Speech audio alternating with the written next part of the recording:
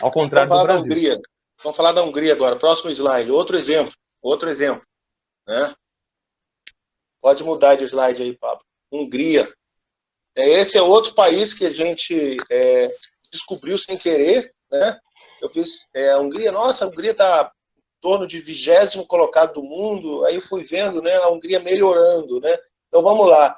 No gráfico à esquerda, tá, a gente vê o que a gente chama de rank score. Tá? Então é importante explicar o que é o conceito de rank score. Rank score é o seguinte: a gente pega o ranking CPP, tá? Então é uma classificação baseada no ranking CPP. Então você pega uma lista de países, vamos supor 40 países, né? Se o país ficou em primeiro colocado no ranking, ele tem nota 10. Se ele ficou em último colocado, ele tem nota 0. Se ele ficou, vamos supor, em 20º, em 40, ele tem nota 5. Então, a maneira da gente poder juntar, fazer uma análise ano a ano, de forma a poder agrupar os países. Então, nesse gráfico à esquerda, a gente está vendo a comparação da Hungria, tá? Que é a que tem a bandeirinha aí, vermelho, branco e verde, né? Com os pontos em vermelho. A Hungria crescendo, então vocês estão vendo, em 1996, a Hungria tem um rank score de 2,5, é um valor bem ruim, chegando aí próxima na casa do 7, tá? Em 2018. Tá? Em cima, para comparar, eu botei a Singapura, né? Singapura está acima de 9, né? Nos últimos anos, Singapura disputa aí, primeiro colocado com a Suíça. Acho que teve um ano que eles já conseguiram o primeiro lugar, não está aparecendo aí. E em verde é o Brasil. Então a gente está vendo o Brasil tem um melhor ano, é 2005, a gente tem um rank score de 4, e ele vai caindo, né, até chegar a 1,4. Então a gente vê a Hungria subindo, que é uma novidade para muitas pessoas. A gente mesmo não sabia da Hungria. Eu me interessei pela Hungria, que uma ex-aluna minha de iniciação científica foi fazer doutorado na Hungria, na área de veterinária. Eu falei, na Hungria?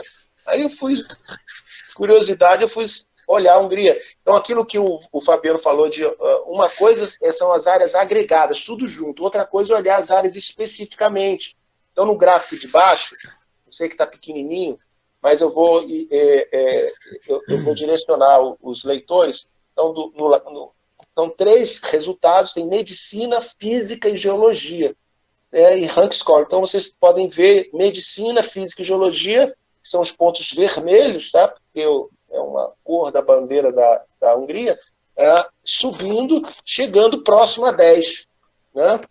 Em medicina, física e geologia. Então, vocês estão vendo a subida. Enquanto que o Brasil, nas 3 áreas lá embaixo, tá? Um pouquinho de crescimento em geologia, chegando em rank score de 4. Mas então, vocês estão vendo aí que um país, como se diz, você não dá nada por ele, ele tem esse grande melhor. É um ex-país socialista também, ele tinha o que era de pior do mundo, que é o mundo socialista. Aí é diferente das repúblicas bálticas, porque as repúblicas bálticas faziam parte da União Soviética, e a Hungria era um dos países da cortina de ferro, né, que foram invadidos pela União Soviética. Agora, um dado que é muito interessante, esse dado é fantástico, é novamente parecido com o que a gente já falou sobre o Catar e sobre a Estônia. Então, nos gráficos à direita, a gente vê em preto o crescimento do PIB per capita da Hungria com valores fixados em 2011, tá? E são dados que eu mesmo obtive do Banco Mundial, tá? E do lado um pouquinho mais à direita está o rank score da Hungria, em vermelho. Então, vocês estão vendo o crescimento da Hungria em impacto, rank score de impacto.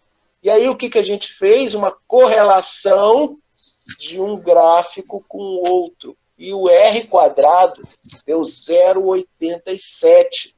Que vocês estão vendo embaixo. Um resultado lindo, maravilhoso, né? Indicando uma correlação quase perfeita entre aumento do PIB per capita e aumento do impacto da ciência. Quer dizer, a Hungria era um país, dos países soviéticos, né, ele era um país que tinha a melhor educação, né? Então, a gente não tem uma explicação por que desses números, né? Mas entre eles é um país que valorizou muito a economia, né? A dinâmica da economia, porque eles saíram do pior dos mundos, que é o socialismo, isso eles têm em comum com a Estônia, e progrediram, né? E também tinha uma base de educação muito boa. Bom, eu queria só fazer um comentário rápido. Naquele artigo que ajudei vocês, ou a Milka, sobre a Hungria, uma coisa importante que foi ressaltada ali foi a questão da repatriação de pesquisadores. Sim, não sei se você lembra disso. Fundamental. Então, isso é importante, aquele artigo com a Milka. O Amilcar, ele sacou. Foi bem bacana esse trabalho, inclusive a análise sobre as 4 ondas, né, que ele chamou de 4 ondas de reformas econômicas. Desde os anos 60, passando pela agricultura familiar e tudo, e até chegar nos anos 90. Aí de novo, outro ponto, só, eu não vou me alongar não, mas a questão das áreas. Eu até anotei aqui para não esquecer. O impacto da Hungria não é tão bom em neurociência, em matemática, veterinária, também não é tão expressivo assim, né? E energia. Uma coisa bem interessante para se pensar é justamente isso, porque embora a gente verifique a certa ascendência de um país como um todo, é comum verificar fragilidades em certas áreas, ou seja, algumas áreas sobressaem, enquanto outras realmente ficam mais frágeis, até a estrutura do país. No caso da Arábia Saudita, como a gente falou há pouco, até foi um título de um artigo que a gente escreveu, até como resposta para um colega do Marcelo. A Arábia Saudita não tem muito impacto em ciências da vida, em biologia, é bem ruim mesmo. Mas isso faz sentido, o país praticamente é deserto, né? Uma fauna, uma flora pouquíssimo variada comparada à brasileira, e assim por diante. No entanto, na área de energia, de ciência dos materiais, matemática, o país está ascendente, né? Então, assim, acho que é um ponto importante a gente considerar aí. Isso é interessante porque esses pequenos países, eles não focam em todas as áreas da ciência. Esse é um dos males do Brasil, que o Brasil tentou ser bom em tudo e não conseguiu ser bom em nada. A gente vai ver que a única área que o Brasil é bom, ou está assim, não é muito bom, mas é bom, é na astronomia. Né? Então, isso reflete, por exemplo, né, na CAPES. Né? A CAPES tem mais de 40 áreas. Por exemplo, tem educação e ensino, com áreas diferentes. Então, assim, medicina tem 4 áreas. Então, o Brasil quer abraçar tudo, né? Então, assim, talvez usar exemplo desses pequenos países, que eles concentraram esforços em algumas áreas que eles têm realmente capacidade. Outra coisa importante que esses números mostram é o seguinte, né? Muitos críticos vão dizer, Marcelo, isso aí é um número aleatório, isso foi um acaso. Bom, se fosse um acaso, a gente veria um pico. Num determinado ano, vamos supor, a Hungria estaria entre as primeiras. Mas não é isso que a gente vê. O que a gente vê é um crescimento lento e gradual, tá, da Hungria, né, como um todo, e algumas áreas, como medicina, física e geologia. A gente poderia mostrar outras áreas que cresceu, mas não teve esse crescimento tão maravilhoso, né, chegando perto do 10%, mas são áreas que crescem também. Então, no conjunto, a gente vê um crescimento como um todo. Tá? E aí eu quero aproveitar e mostrar algumas áreas que esses pequenos países produzem. Tá? Que é o próximo slide, você pode mudar aí. Né? Então, olhando áreas específicas. Tá? Então, por exemplo, em bioquímica, tá? Em 2016, aí eu fiz um corte de 200 para poder pegar países pequenos. Então, a gente vê aí Estônia em segundo colocado e Catar em terceiro. Né? Luxemburgo em primeiro. Né? Não é um dos que a gente estudou. Em engenharia, tá? Catar e Arábia Saudita, terceiro e quarto lugar. Medicina, Hungria em segundo lugar em 2017. Ciência dos materiais, Arábia Saudita e Catar disputando aí, terceiro e quarto colocado. Ciência área de computação, 2016. Catar em segundo lugar e Arábia Saudita em quinto, em impacto. Tá? Não é quantidade de artigos, que é o que havia sido analisado, como sempre.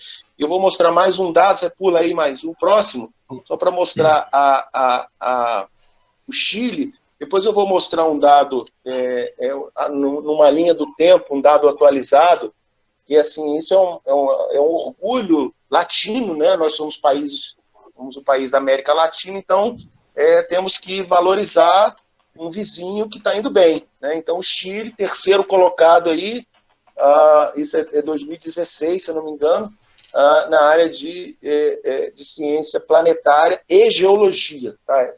O peso Marcelo, maior dessa... Oi. Marcelo, posso fazer uma observação aqui importante? Sim, claro. Dois pontos. O primeiro deles é a questão dos cortes. No slide anterior, você falou de 200, na medicina você falou 2.000. Uma coisa importante a ser ressaltada aqui é o seguinte: as áreas do conhecimento variam em vários sentidos. Em primeiro lugar, em frequência de publicação, frequência de citação. Por quê? Certas áreas se publica muito. Medicina, por exemplo, o cara publica com colega, com 3, 4, 5, 10, 15 e sai publicando. Este ano, agora com o coronavírus, vai ter um pico, imagino, de publicações em medicina. Vai ser uma coisa estrondosa. Em certas áreas do conhecimento, como as áreas de humanidades, ou até mesmo estatística, não se publica tanto. Você publicar um paper em estatística, você tem que suar. Você vai publicar sozinho também. Então, certas áreas possuem características diferentes no sentido de ter uma frequência de publicações diferenciada. Não dá para comparar. Quando a gente faz essas comparações, nós estamos comparando áreas com áreas. É bom deixar isso muito claro. Ou seja, é o Chile em ciência planetária comparado à Irlanda em ciência planetária. Então, quando se faz isso, por que esse corte é importante? Esse está 500 ali, ó. Não é uma área que vai sair publicando como medicina. Por isso que dá para colocar um corte menor, tá? Então, esse é um critério que a gente sempre discute. Bom, qual que é o critério que a gente coloca de corte? É meio complicado. No entanto, o bom senso prevalece, porque em certas áreas a frequência é baixa. Agora, minha segunda observação é o seguinte: muita gente quando a gente participava do grupo de ciência, né, Marcelo? Estava o Sérgio, o Adriano, enfim, e o Adriano, uma das primeiras críticas que o Adriano fez foi o seguinte: porque o CPP não dá, porque o denominador, que no caso vamos pensar em matemática aqui, citações pela quantidade de publicações. Se você publica muito, o seu CPP é pequeno. Esse era o argumento dele. Veja bem que interessante nesse caso aqui. O Chile publicou artigo pra caramba. Se esse argumento fosse válido, o Chile, por exemplo, estaria lá embaixo em impacto. Ou não, o Chile, pelo contrário, ele publicou muito e teve muito impacto. E esse é um ponto fundamental. Olha, vejam bem, Chile publicou 1.611 artigos e, portanto, publicou mais do que a Dinamarca, mais do que a Irlanda, publicou uma quantidade razoável, perto da Suécia, inclusive, e um impacto maior do que a Suécia. Então, esses aspectos é justamente onde mora a complexidade da cientometria. Só isso que eu queria dizer, desculpa por ter me alongado aí. Não, beleza. Bom, agora vamos mudar um pouco a conversa, porque é o seguinte, vamos para o próximo slide. É o seguinte, no Brasil, especificamente, 90%, 80%, 85% a 90% da produção científica, né, acadêmica, vem das universidades. Então, nada como a gente investigar as universidades, né? Então, tem uma brincadeira aqui, né, que caminho que a gente quer seguir, né? Você tem o caminho aí, né, de dormir, fazer nada, e o caminho de trabalhar. Isso é só uma piada. Vamos lá, próximo slide, tá? Usando ranking de universidades. Então, uma coisa que tem sido muito falada na imprensa ultimamente sobre a Universidade de São Paulo, né, que a Universidade de São Paulo seria uma das melhores universidades do mundo, né? Então, novamente, existe uma confusão de conceitos. A Universidade de São Paulo é uma das maiores universidades do planeta Terra, tá? Em volume de produção, eles produzem muito. Então, esse ranking de 2018, que é o ranking Leiden, que é o ranking mais respeitado, existem vários rankings, né? Inclusive eu fiz uma consultoria recente para a Unesco, estudando rankings universitários, estudando 4 rankings, né? E eu percebi que o ranking Leiden, ele é, sem sombra de dúvida, o melhor, porque ele é o mais simples, que ele é um ranking focado em produção acadêmica. Ele não entra com outros quesitos que são muito qualitativos, né? Então é o seguinte, se a gente olha aqui o ranking de quantidade de artigos científicos, a gente vê a Universidade de São Paulo em 8º lugar. tá? Isso é no quadriênio de 2013 a 2016. Então, produziu 16 mil artigos indexados no Web of Science. Tá? Então, agora a gente está mudando o indexador. Nos outros números, a gente estava usando os indexadores do Scopus. Agora a gente está usando indexadores do Web of Science. Tá? E agora, o que acontece quando a gente olha o impacto? Né? E aí, nesse caso, a gente não vai usar o CPP. A gente vai usar um outro indicador que é muito interessante também. Vamos mudar de slide. Tá? Que é o chamado Top 10. Tá? É o indicador Top 10. Então, é o seguinte, é a quantidade, o percentual de artigos, tá? Desculpa, eu vou refrasear. É a quantidade de artigos que estão entre os 10% mais citados. Então, vamos dar um exemplo do primeiro lugar dessa lista, de Universidade Rockefeller, que é uma universidade pequenininha. Ela tem entre 200 e 300 estudantes de pós-graduação, é muito pequenininho. Tá? Então, produziu 1.002 papers nesse intervalo de 2013 a 2016. Tá? Só que de cada 3 papers, um deles estava entre os top 10 do mundo. Então, você pegar todos os artigos publicados no mundo, nesse quadriênio 2013 a 2016, pegar os 10% deles, tá certo? Um terço dos artigos de Rockefeller estavam nessa lista. Então, dos 1.002 artigos, que está muito, não sei se vocês conseguem ver, dos 1.002 artigos da Universidade de Rockefeller, 316 estavam na lista top 10. Tá? Então, isso é um indicador muito interessante. O top 10 correlaciona de forma muito forte com o CPP. Isso é um dado muito interessante. Né? Então, é uma universidade até muito fora da média, né? Assim, das melhores. Né? Tem 31% de artigos top 10. Em segundo colocado, tem a MIT, com 25% de top 10, de artigos top 10. De cada 4 artigos, 1 está no top 10. Então, Rockefeller é até uma universidade excessivamente boa. E aí, em que posição nessa lista se encontra a Universidade de São Paulo? 780. Eu vou repetir. 780. Tá? Então, ela não está em 8º lugar. O 8º lugar é em quantidade. Por quê? Porque os artigos publicados, os artigos top 10 da Universidade de São Paulo, em relação à quantidade total de artigos, é um número pequeno percentualmente. E a Universidade de São Paulo nem sequer foi a primeira colocada do Brasil.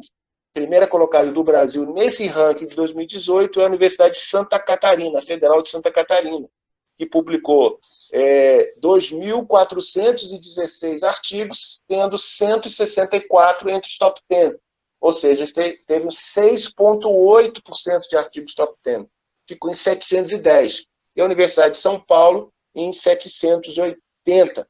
O Brasil teve 21 universidades nessa lista do Leiden. Porque o Leiden é o seguinte, para entrar na lista, eles têm um corte também, eles usam a filosofia do corte. Né? A universidade tem que ter 1.000 artigos indexados no Web of Science no quadriênio. Se tiver um a menos, não entra. Tá? Vamos para o próximo slide. O próximo slide é uma atualização desse ranking. Tá? E a gente está vendo que mudou um pouquinho. 2019, tá? Agora a Universidade Federal do Ceará está em primeiro colocado, mas não é uma diferença tão grande que a gente tinha visto no ano anterior. Né? Ela está com 7% de artigos top 10. E a Universidade Federal do Ceará está em 711. Então, no ano anterior, a nossa primeira colocada estava em 710.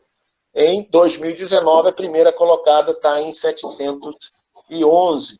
Tá? Próximo slide, vamos falar de dinheiro. Tá? Esse é um ponto muito importante. Quanto que custa essas publicações top 10? Então, vamos falar da UNB, que é a minha universidade. Tá? Esses são dados tirados do portal da transparência, tá? Números oficiais do BEC. Então, peguei o quadriênio de 2013 a 2016, eu simplesmente somei os valores, eu não deflacionei. Se eu tivesse deflacionado, esse número seria maior. Então, o MEC colocou 6,4 bilhões de reais na UNB no quadriênio. Nesse período, a UNB produziu 81 artigos top 10. Então, se eu fizer uma conta de dividir, significa que cada artigo top 10 teve um custo de 79 milhões de reais. Tá? Eu vou falar aqui enfatizando, eu não estou dizendo que a universidade gastou 79 milhões para produzir cada artigo. A universidade tem muitos tipos de custos.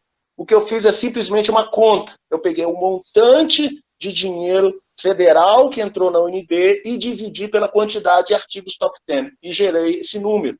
Tá? Isso é um número cientométrico, econométrico.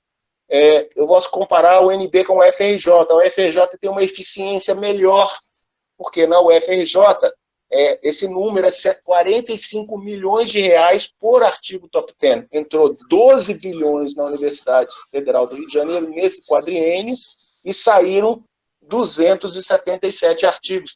Então, esse tipo de análise permite a gente calcular a eficiência da ciência de qualidade. Porque aqui eu não estou calculando o custo, né, o custo do paper, mas o custo do paper citado.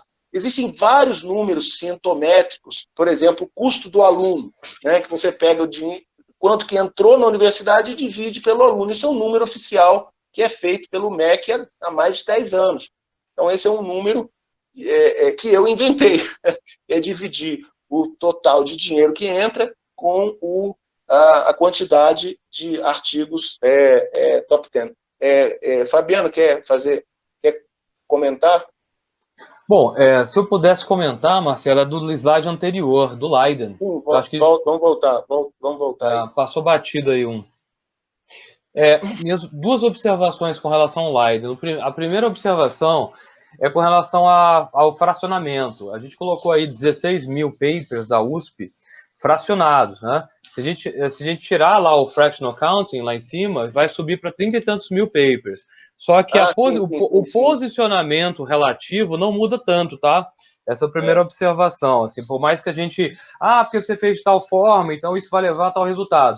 Acontece que muitos dessas diferenças assim, que a gente pode, por exemplo, alterar a seleção de alguma coisa, uma variávelzinha, o resultado global não muda muito. Vai ficar 700 e alguma coisa também. Essa é a primeira observação. A segunda é com relação ao critério do P Top 10, que está bem ali naquela coluna depois do P. Em seguida tem o PP Top 10. Não sei se vocês conseguem visualizar aí. No P Top 10 tem um número e no PP é um percentual, tá? O que significa isso?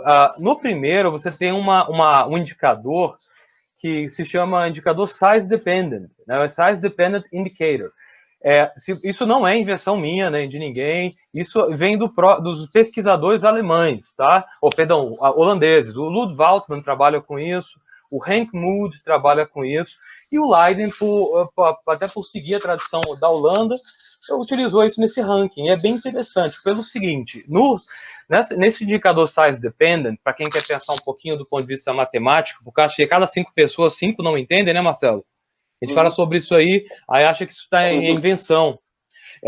Significa dizer o seguinte, uma Size Dependent não se reduz quando você obtém uma publicação adicional. Por exemplo, vamos traduzir para o português. Size Dependent, dependente do tamanho. Vamos falar o português. Pois mas olha só, para vocês entenderem isso, porque, sinceramente, a cada 5 pessoas, 5 têm dúvida, não entendem. É coisa incrível. O Marcelo sabe disso. Não se reduz a Size Dependent quando você tem uma publicação adicional. O que significa? O que significa isso? Se eu tenho 10 publicações, publico 15, eu tenho 15. Meu indicador não vai mudar. O próprio índice H tem essa essência de Size Dependent. Ou seja, você tem uma publicação adicional, não muda o resultado. Agora, uma Size Independent, ela é normalizada pelo próprio tamanho. Então, independe se você tem 10 mil, 1.000, o que importa é justamente que há um indicador por dentro que normaliza. Então, significa dizer, quando você tem essa comparação, justamente você permite comparar uma universidade que produz 16 mil papers com uma que produz 1.000.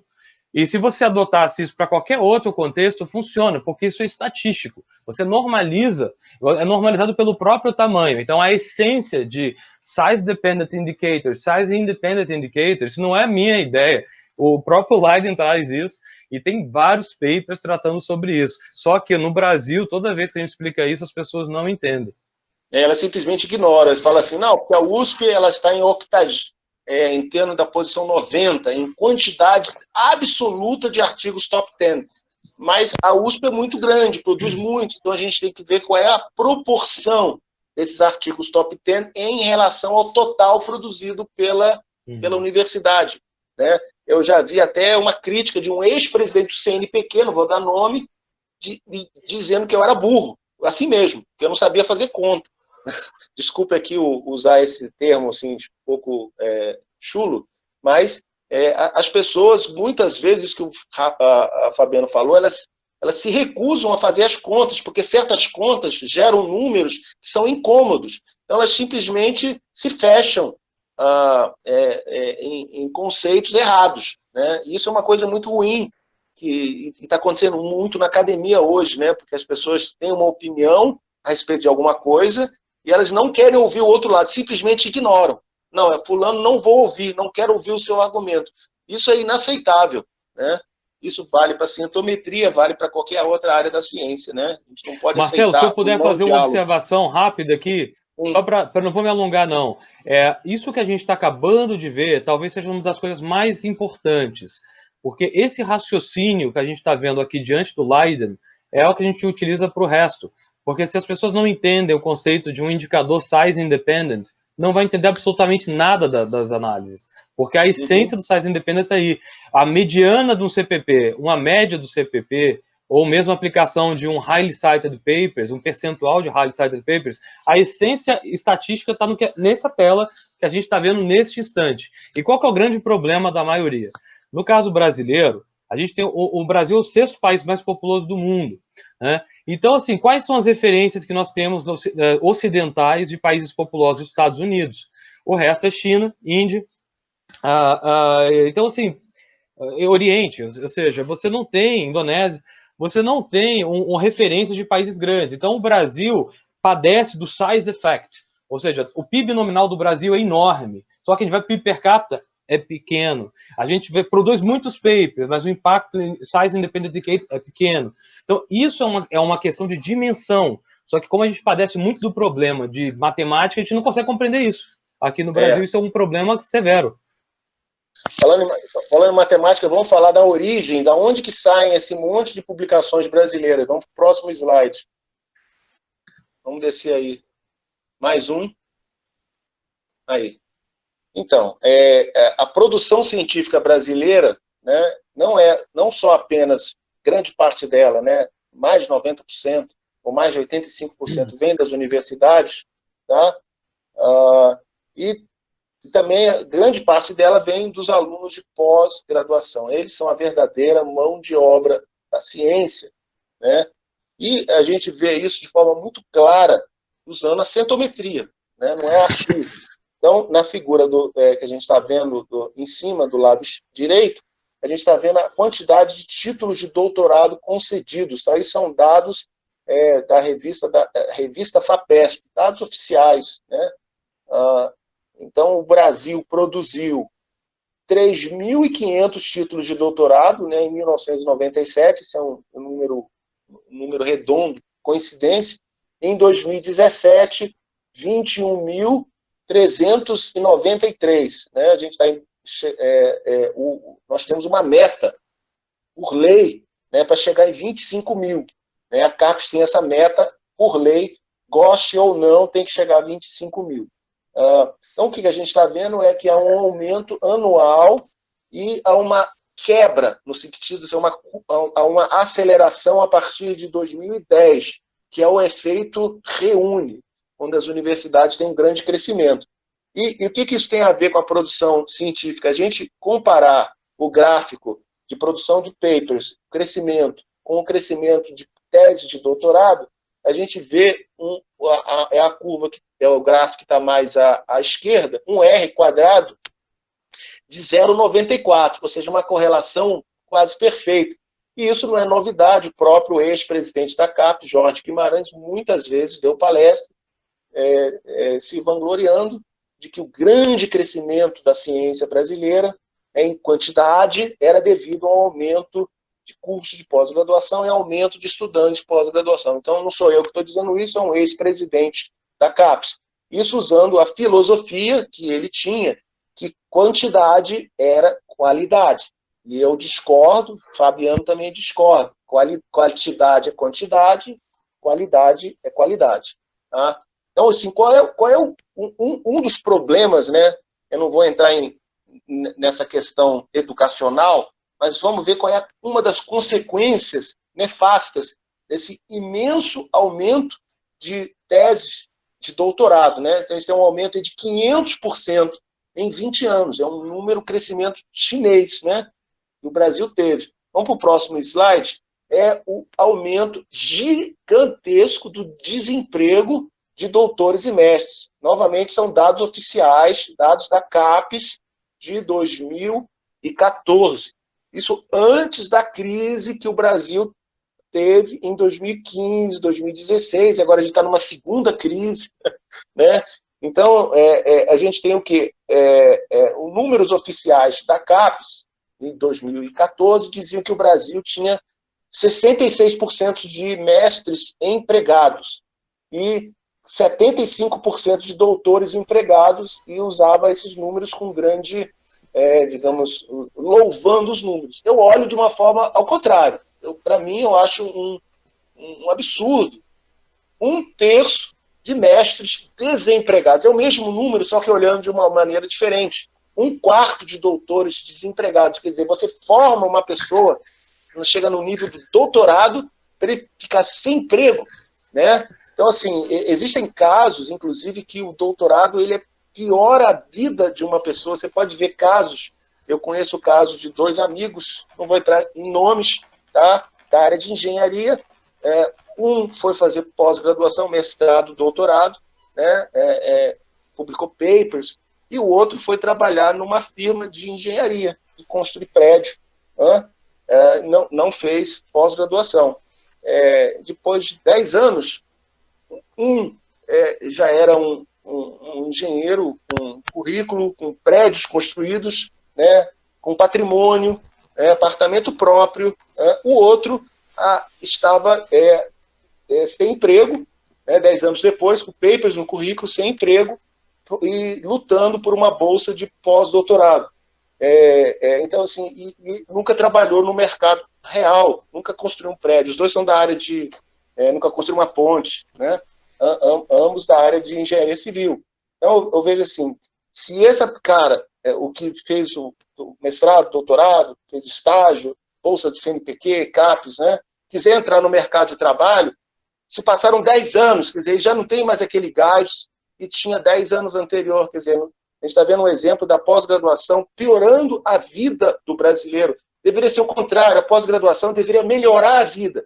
Quer dizer, nós gastamos uma fortuna, bilhões de reais na pós-graduação, produzimos artigos que são pouco citados, a gente vai ver outros números, se der tempo, porque está ficando muito longa, né? Já tem 1h30, a gente vai dar alguns exemplos de algumas áreas. Então, a gente produz muitos artigos, produzimos muitos doutores, então muitos doutores não só ficam desempregados, mas perdem a oportunidade de conhecer o mercado de trabalho real, né? E nós não produzimos artigos com impacto. Quer dizer, eu me pergunto se isso tudo não é uma fantasia, um grande sonho, um pesadelo, isso tudo que eu estou dizendo. Agora eu estou filosofando um pouco, não é muito a minha área, filosofia. O Fabiano é mais pensador humanista do que eu. Vou deixar o Fabiano comentar aí. Bom, eu nem esperava essa parte aqui para eu falar, mas, olha, na própria CAPES existem estudos, já estão sendo feitos lá na própria divisão, né? Algumas modelagens para tentar solucionar essa questão. O que eu vejo aí, Marcelo, com relação a isso, eu teria que fazer uma digressão enorme, assim, eu teria que falar, assim, o grande problema que eu vejo é uma questão estrutural. Eu não consigo ver isso a partir de uma dimensão conjuntural.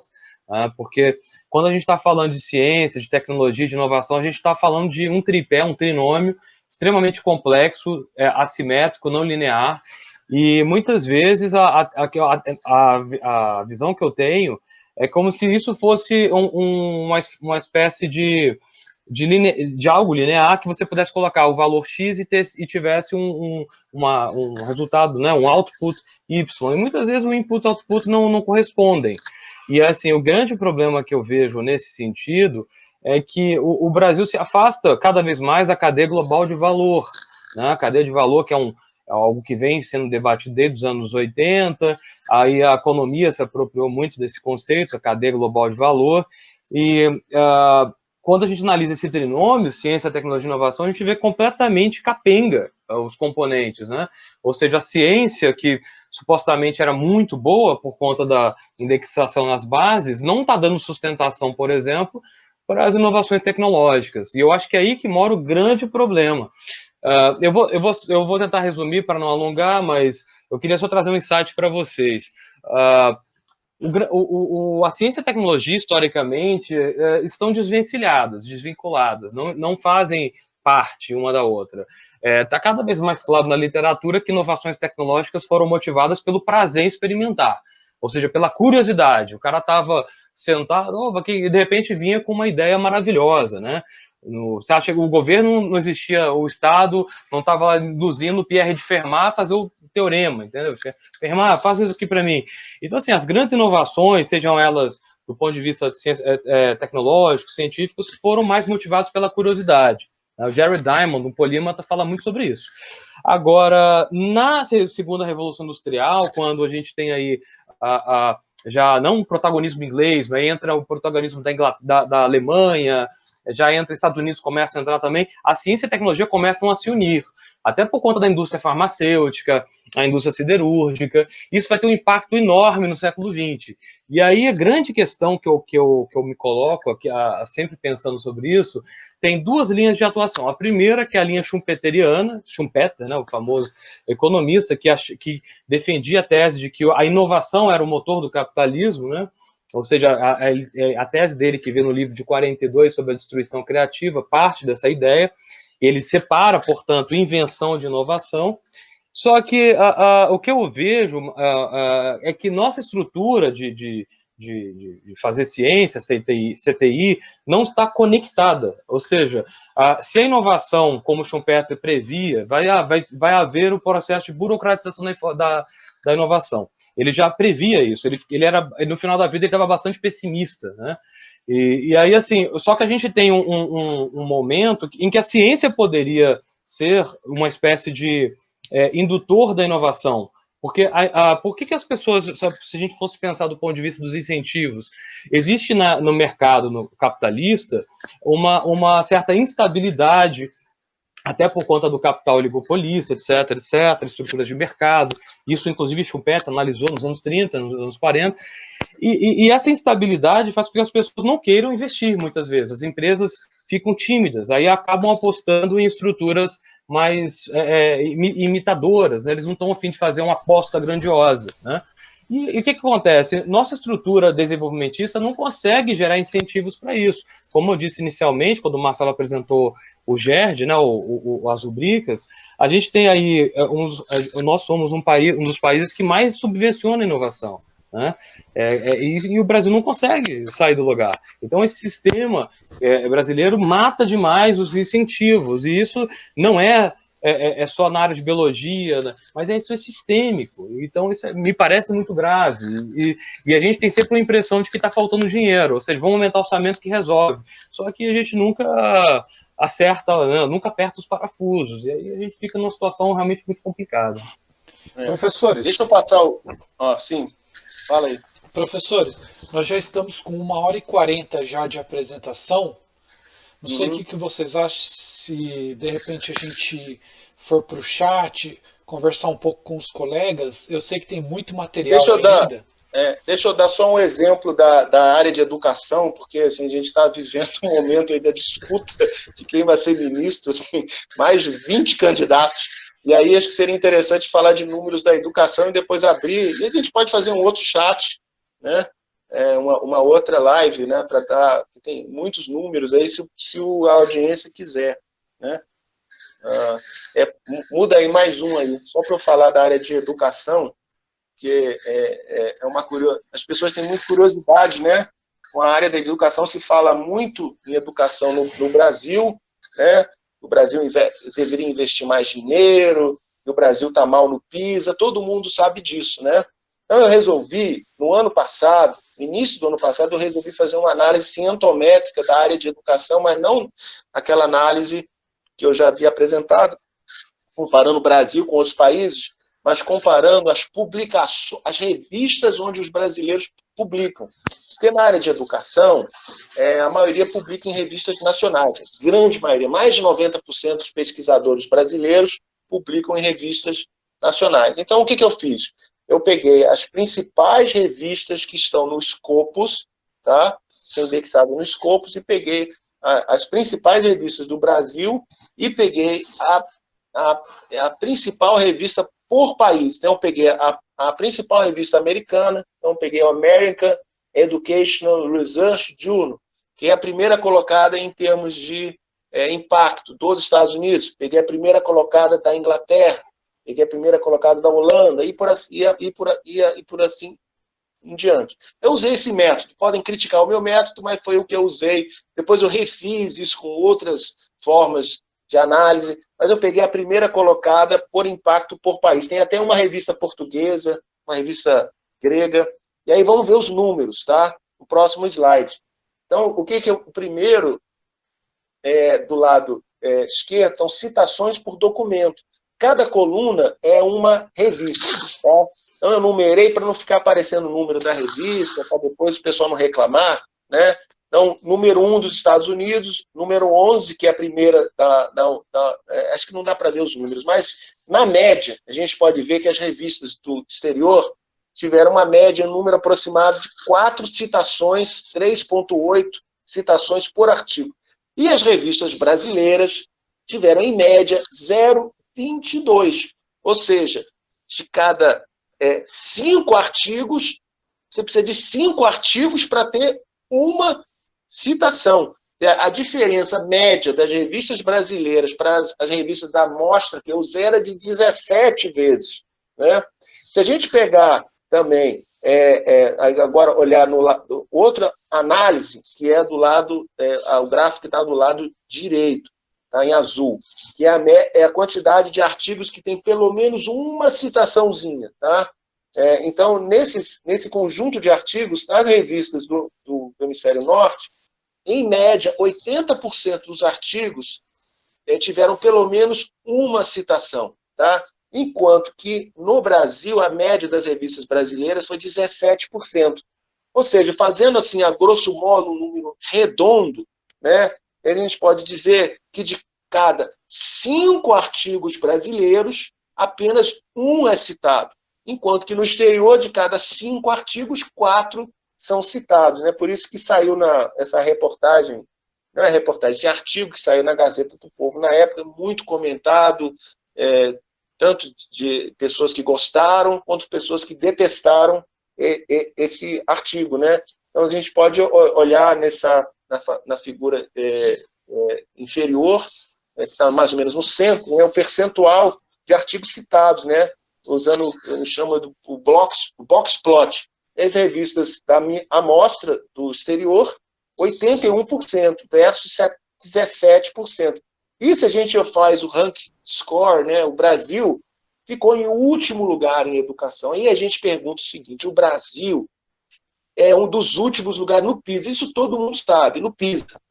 E as pessoas que têm feito as políticas educacionais no Brasil nos últimos 20 anos são essas pessoas que escrevem esses artigos. E aí eu pergunto, será que existe uma relação entre o fracasso educacional do Brasil, né, que isso não é eu que estou dizendo, são os números, né, do PISA, com esses números que eu estou apresentando aqui? Né? Quer dizer, as pessoas que planejam a educação brasileira são as mesmas pessoas que têm artigos de baixíssimo impacto.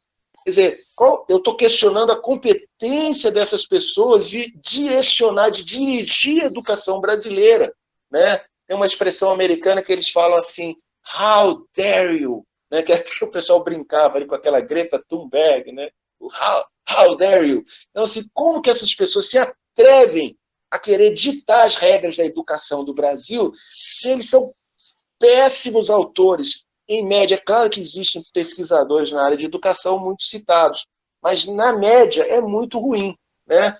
Tanto que o Brasil está em último lugar em educação. Eu vou passar muito rápido, tá? Eu fiz essa mesma análise em outras áreas. Pode mudar aí, eu vou passar bem rapidinho, eu não vou entrar em detalhe. A área de saúde pública, tá? Que são onde publicam revistas de saúde pública, onde publicam aquelas pessoas que estão envolvidas com a saúde pública brasileira, que direcionam os investimentos públicos em saúde, né? E aí eu comparei dessa vez o Brasil com revistas da Europa, tá? Eu fiz uma randomização real, né? Eu não vou entrar nos detalhes, então muda aí. Muda 2 slides, o próximo aí tem o nome das revistas brasileiras. Uma das revistas brasileiras realmente ela tem um padrão internacional, que é o Caderno de Saúde Pública, que tem 62% dos artigos citados, mas voltando na média, pode mudar mais uma aí, na média, tá? O que a gente vê? No Brasil, apenas 40% dos artigos publicados em revistas brasileiras de saúde pública, novamente, os autores de saúde pública no Brasil, na grande maioria, publicam em revistas nacionais, né?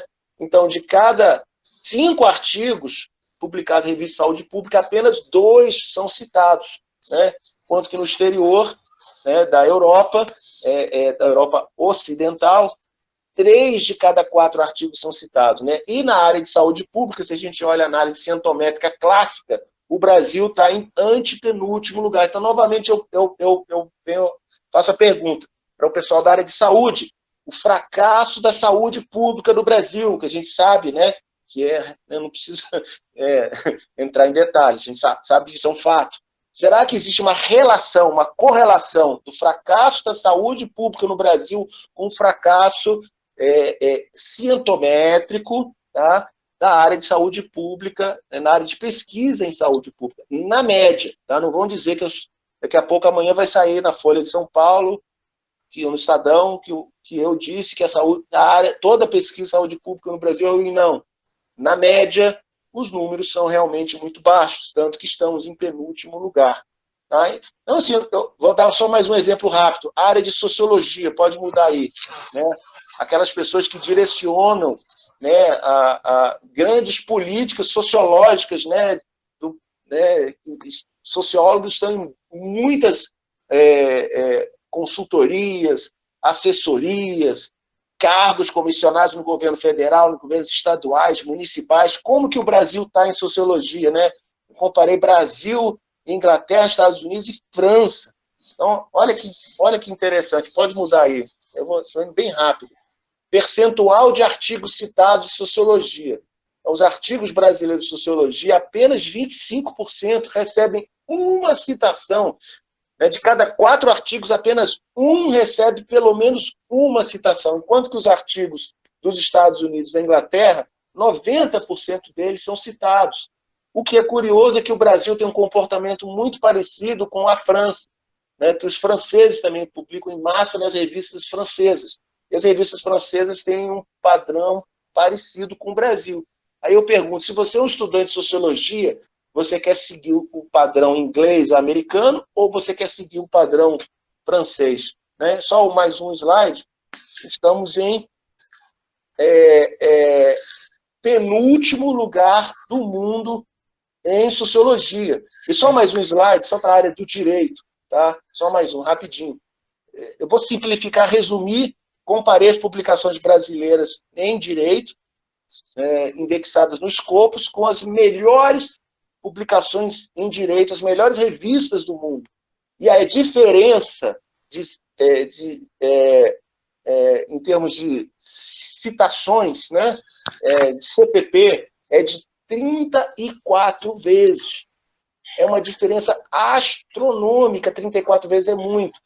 E as revistas nacionais, a gente tem 12% de citação, ou seja, a grosso modo, de cada 10 artigos, apenas um recebe uma citação. Aí, novamente, eu pergunto, todos esses problemas que a gente vê no Brasil, né, na área do direito, né, não vou entrar em nomes, né, a gente sabe, né, os problemas que a gente tem de juízes, advogados, promotores. Será que isso está correlacionado também com o baixo impacto da pesquisa no direito? Enfim, eu acho que vamos deixar para o pessoal fazer pergunta, né? A gente deu um panorama aí, Marcelo, alguns exemplos. Né? Opa, Sim. posso só uma coisa importante Claro, aqui. No claro. começo da sua fala, você citou o seu trabalho antigo, o seu trabalho de 2007, que é o Wither Latin America. E o que acontece? Aquele artigo você cita o David King, inclusive, que até hoje é uma referência na centometria, num artigo de 2004. E naquele artigo ele fala de uma coisa só, eu só vou lançar para as pessoas pensarem. Ele compara o mundo todo, grande parte dos países do cenário internacional da época, em 2004, né, pegando as pesquisas de 97 a 2001. Ele mostra que os Estados Unidos praticamente detinham 66% dos artigos mais citados do mundo, mas é só o highly cited, é a nata da nata. O Brasil, à época, só tinha 0,5%. Né? Aí a questão é a seguinte, que só para comentar para as pessoas entenderem. Isso a gente está falando de artigos altamente citados, é a nata da nata. Tá? E aí o que acontece? A gente está discutindo aqui esse tempo todo sobre a citação média. A gente não está falando de highly cited papers, tá? Então, assim, é curioso notar que a tentativa, muitas vezes, de você publicar muito é justamente aquela ideia de que vamos encarar a ciência, produção científica e tecnológica como futebol. Quanto mais nascem pessoas interessadas em futebol, maior a probabilidade de extrair um craque. Isso eu já ouvi pessoas da área do fomento da pesquisa nacional afirmando isso em palestra, não é invenção minha, tá? Então, assim, a grande questão é essa. Será que convém aumentar desse jeito, de indexação em papers, indexar papers, revistas internacionalmente, sem pensar realmente o padrão internacional? Essa é uma pergunta muito importante, porque recentemente na Nature, em 2017, já tem 3 anos, saiu um paper em que os pesquisadores, a Caroline Wagner e Jonkers, mostram que o que importa na ciência, na colaboração internacional, é a questão dos países serem mais abertos, independentemente do que se gasta. Enfim, isso é uma outra discussão, mas estou colocando para vocês pensarem justamente que parâmetro nós queremos. É uma ciência nacional, endógena, em que a gente publica somente para os parceiros, colegas, lerem, isso faz sentido, entende? Essa é uma provocação que eu faço para vocês. Deixa eu só mostrar um último slide, para a gente só mostrou coisa ruim, vou mostrar uma coisa boa. Vai passando aí, que não dá tempo de muito slide. Vai passando. Mais um. É isso. Não, volta aí, volta. Astronomia. Então dá para ver que a astronomia, o Brasil conseguiu chegar no padrão chileno de astronomia. A área de astronomia, a gente chegou no rank score 6, tá? Inclusive a gente está acima da Argentina e está no patamar português, que a gente fez vários artigos estudando a ciência portuguesa, comparando o Brasil com Portugal, porque muita gente fala, né, que o problema do Brasil também, além da falta de dinheiro, é o português. Nós falamos português e o português não ajuda para você ser cientista. E aí, vamos, se é assim, então Portugal deve estar muito ruim. Na verdade, Portugal está muito bem. Né? Então, essa é mais uma das desculpas esfarrapadas que a esquerda universitária usa. Né? Então, só para encerrar aqui, então, na área de astronomia, que é uma área muito internacionalizada, os brasileiros são muito bons. Tá? E a gente vê que crescemos, tá? Com toda a crise econômica, todo o problema que nós tivemos, a astronomia cresceu, né, em impacto. Tá? Esse é rank score. Tá? Rank score 6 é um rank score muito bom. Tá? Então, mostrando que não é só dinheiro, vontade também de trabalhar, uma vontade intrínseca do pesquisador de fazer grandes descobertas. O que acontece hoje com essa pressão de publicar? Você tem que publicar em revista de alto impacto. Então, o que as pessoas fazem? Procuram pesquisas que vão gerar resultado, com certeza. Eu tenho certeza que eu vou ter resultado. Eu tenho certeza que a minha pesquisa vai dar certo. Então, você arrisca pouco, então a probabilidade de você fazer descobertas fenomenais, descobertas incríveis, ela vai diminuir, porque você vai entrar sempre numa zona de conforto, porque o seu objetivo, o objetivo do cientista brasileiro já deixou de ser, na grande maioria, a descoberta. Ele quer publicar. Se eu conseguir um paper numa revista boa, é isso que importa. Então, é um desvirtuamento da ciência. Eu acho que na astronomia, a gente vê, pelos números cientométricos, que é diferente. É isso. Marcelo, só um detalhe aqui importantíssimo. Você falou da língua.